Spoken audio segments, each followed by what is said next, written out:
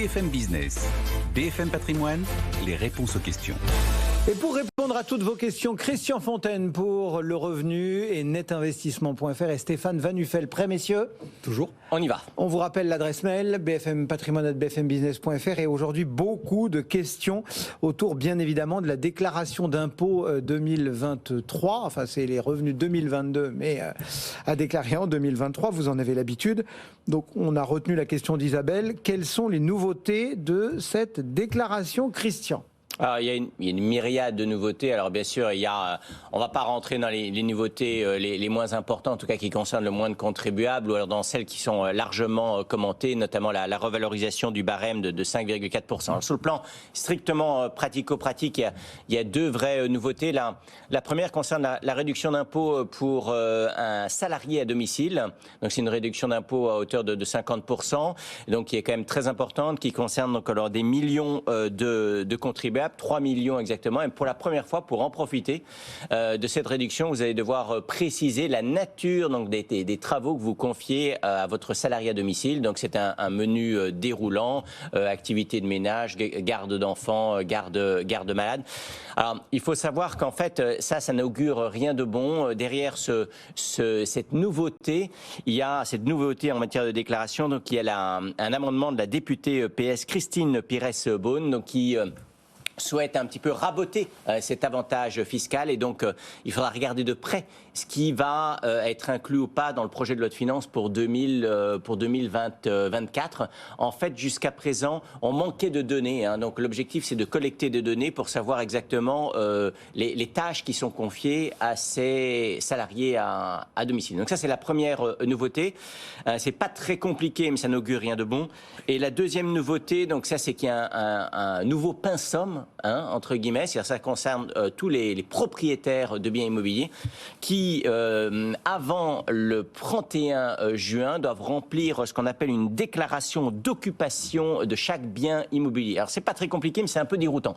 C'est déroutant d'abord parce que vous allez voir, l'ensemble de vos biens immobiliers sont listés sur votre espace personnel. C'est un peu déroutant parce que vous considérez que ce n'est pas la liste de vos biens, mais c'est presque la liste des lots, comme si on raisonne en termes de copropriété. Donc vous allez trouver votre parking, vous allez trouver votre cave, vous allez trouver même votre piscine, par exemple, si vous êtes propriétaire. Et pour chaque bien immobilier, vous allez devoir spécifier si vous l'occupez à titre de résidence principale, si c'est une résidence secondaire, si c'est du locatif. On doit dire si on dort dans sa cave. Voilà, c'est à peu près ça. Donc ça, c'est pas très compliqué.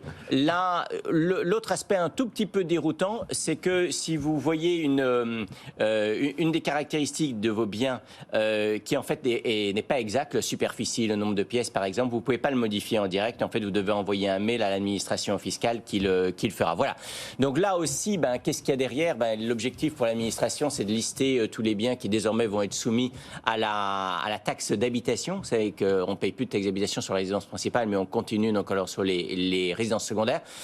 Et puis l'objectif aussi, bien sûr, c'est de faire payer, je dirais, la taxe sur les logements vacants si l'un de vos biens n'est pas occupé toute ou partie de l'année. Voilà. Donc ça, c'est un peu deux nouveautés, un nouveau pinsomme et puis une nouvelle obligation déclarative si vous employez un salarié à domicile. Ça concerne quand même 3 millions de contribuables. Stéphane, qu'est-ce que vous avez repéré, vous, au démarrage de cette nouvelle saison déclarative? On rappelle, ça a démarré jeudi dernier avec l'ouverture du service de déclaration en ligne, et puis ensuite ça va s'étaler, vous en avez l'habitude en fonction des numéros de département. D'abord, il y a confirmation pas de la pénalisation, mais déjà si vous faites votre déclaration papier, parce que vous êtes à l'ancienne, c'est pas les mêmes dates que si vous le faites en ligne, parce qu'en ligne, de mémoire, c'est 25 mai, 1er juin, 8 juin, selon votre département. Déclaration papier, c'est 22 mai. Donc c'est plus tôt. Donc en fait, pour ceux qui ne seraient pas équipés d'internet et qui n'auraient pas accès, faut faire vite. Mais c'est bien de le confirmer quand même, parce que finalement vous n'aurez qu'un mois. Donc faites-vous aider éventuellement là-dessus, parce que j'imagine que ce sont les gens qui sont peut-être les moins à l'aise avec le sujet. Je fais une petite aparté. Les services de l'État ont beaucoup progressé sur ce sujet. Donc quand vous allez aux hôtels des impôts, ils peuvent vous accompagner sur ce genre de démarche, y compris donc pour remplir le papier ou pour passer au numérique? Pour remplir le papier et vous expliquer comment passer au numérique l'année d'après, évidemment. Bon, une fois qu'on s'est dit ça, moi j'ai noté 2-3 petites choses que Christian n'a pas relevées, parce qu'on va pas faire un inventaire à l'après-vert, mais il y a un petit truc qui m'a fait sourire. Moi j'aime bien regarder les petites choses un peu rigolotes. Donc On sait que les tranches marginales d'imposition ont évolué de 5,4% en relation avec l'inflation, donc ça permet de payer finalement un peu moins d'impôts. Mais enfin, comme le coût de la vie a augmenté, finalement, ça revient au même. Barème kilométrique, c'est la même chose. Évidemment, il faut savoir que pour les gens qui déclarent leurs frais réels, c'est-à-dire qui se déplacent, par exemple, avec leur propre voiture pour aller au bureau, et qui ont fait le choix de déclarer les frais réellement de déplacement qui dépassent les 10% d'abattement auxquels vous avez droit forfaitairement lorsque vous êtes salarié, eh ben, là aussi, eux bénéficieront de cette augmentation-là. Mais il y a une petite nouveauté en 2023, c'est pour ça que je fais un clin d'œil. Les gens qui font du covoiturage pourront, s'ils sont aux frais réels, déduire leurs frais de covoiturage. Ah ouais. Ouais, c'est nouveau, c'est marqué, je l'ai vu, ça m'a fait sourire, donc je l'ai noté, je me suis dit tiens, je le spécifierai. Donc si vous n'utilisez pas votre propre voiture, mais que vous êtes tous les jours un utilisateur de Blablacar, pour n'en citer qu'un, et que vous payez donc à quelqu'un le fait de vous transporter, vous pourrez le considérer comme des frais réels. Alors avant que ça atteigne 10% de vos revenus annuels, j'en sais rien, mais bon, c'était à noter. Voilà, il y a des petites choses comme ça qui sont un peu rigolotes. Qu'est-ce que j'ai noté d'autre ? Oui, on va quand même en parler, parce qu'on sait qu'en ce moment, le sujet des crèches et de la garde d'enfants, c'est compliqué, mais on sait qu'ils ont augmenté les plafonds. Christian en parlait sur un certain nombre d'emplois à domicile, etc. Les frais de garde d'enfants sont passés à 3 500 au lieu de 2003 par an pour les enfants, donc ça permet aussi d'avoir finalement un reflet du coût de la vie et des prestations à l'extérieur du domicile. Donc ça, c'est important, parce que ça vous permet peut-être d'avoir des moyens plus élevés et de mettre un montant plus élevé dans ce sujet qui va devenir une problématique société. On va pas rentrer plus là-dedans. Donc en fait, j'ai envie de dire, il y a quelques petites nouveautés un peu rigolotes. Il y a le plafonnement des heures supplémentaires aussi que j'ai noté, qui monte à 7 500 au lieu de 5 000. Donc ça veut dire que vous êtes finalement exonéré.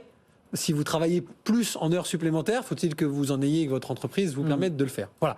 Autre grosse nouveauté qui me concerne moi, je suis obligé d'en parler, c'est deux choses importantes. C'est dans la façon dont on peut payer aussi moins d'impôts. Je rappelle aux Français qui voudraient investir, attention, maintenant, les dispositifs classiques qu'on connaît de type Pinel, maintenant, il y a le fameux Pinel Plus. Donc, attention, pour avoir... Certains appellent le Pinel moins. Le Pinel... J'aime pas le terme Pinel déclassé qui était le Pinel classique, ou si vous n'avez pas les normes RE 2020, vous n'avez pas la réduction d'impôt auquel vous aviez l'habitude de bénéficier depuis 2015. Maintenant, il faut passer en Pinel Plus. Le Pinel Plus, c'est RE 2020. C'est des normes plus compliquées pour un promoteur immobilier. Forcément, ça coûte plus cher. Il y a quand même des stocks qui arrivent. Donc, je le dis quand même aux Français. Il y a quand même des promoteurs qui s'en sortent très bien. Je vais en citer un, parce que j'aime bien citer quand même ceux que j'aime bien.